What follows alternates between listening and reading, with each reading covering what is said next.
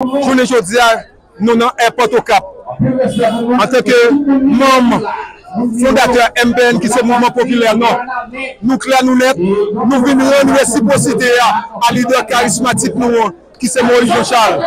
Après 3 mois, qui joue dehors, côté il te promet nous, il t'a fait une alternance politique pour que nous gagnions Haïti meilleur demain. Malgré toute tractation classe impérialiste là, malgré toute tractation blanc, maintenant, nous créons nous net, nous disons Jean-Charles, c'est celle alternance pays d'Haïti tourné. C'est celle alternance haïtien pour la donne. Et qu'à travers Moïse Jean-Charles, revendication nous passé à 100%.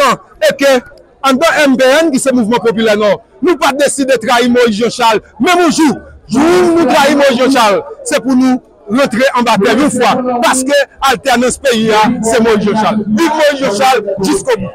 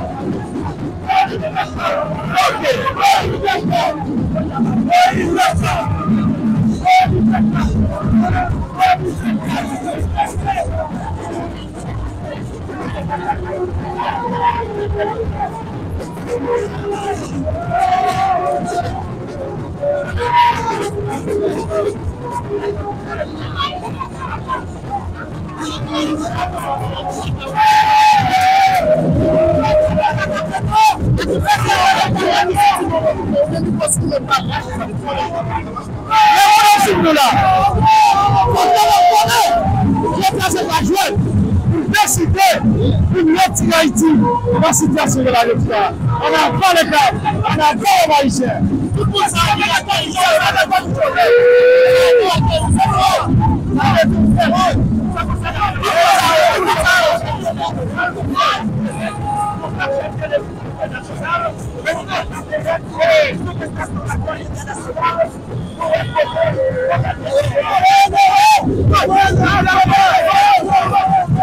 Jusqu'au bout de aller, jusqu'au bout.